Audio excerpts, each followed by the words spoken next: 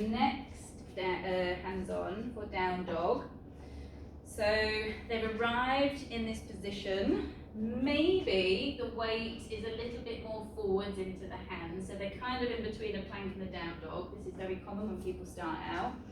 So gaze towards the toes to keep this spine nice and straight. We're going to place our foot in between the hands, and as the person giving the hands on, we want to be in a warrior position.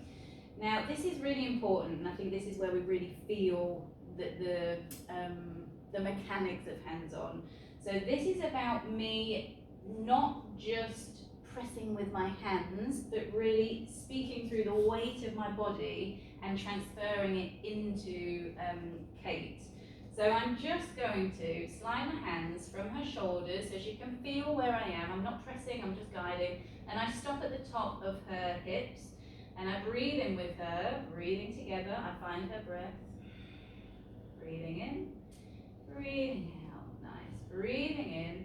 My feet are firmly in the ground. Breathing in. On an exhale, I'm just going to gently lean. I'm going to bring my weight. Does that feel? How does that feel? Amazing. Amazing. So what I could lift a leg here. So this is really my body weight that's doing all of the work.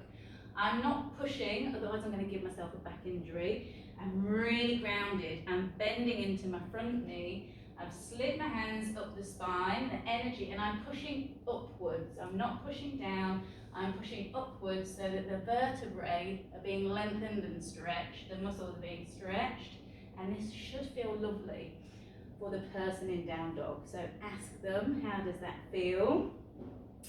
You okay, just come down. It's really important, is it, that I lean into you? Do you want to, should we do? So that our centres are connected in a way that when you transfer the weight, you are part of them.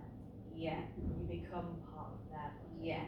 So you really need to work as two people as one when you're doing hands-on. Which is why it's important to breathe together to get that connection. Yeah. Just step back a little bit. So I'm just wondering where the camera when we come out of the thing. So placing the hands together, so standing nice and tall. This is a really good way of practicing this.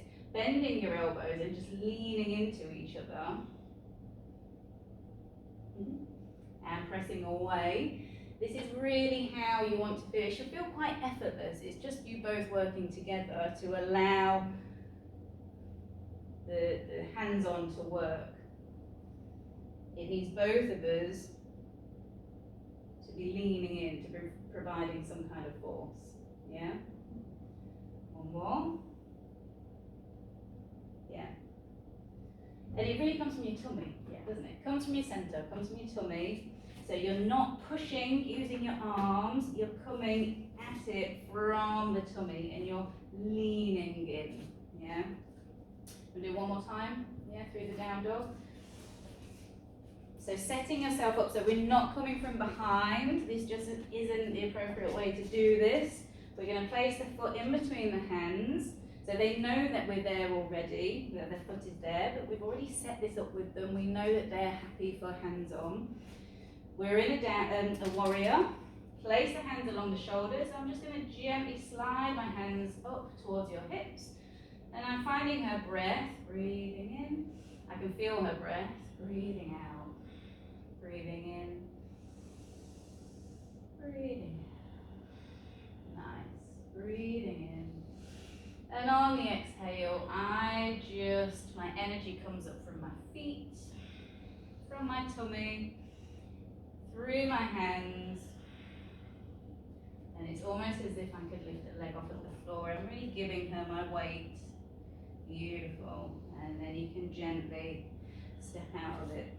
Yeah, does that feel okay? Yeah. Nice, well done. Slowly coming down to the knees. Great. Nice.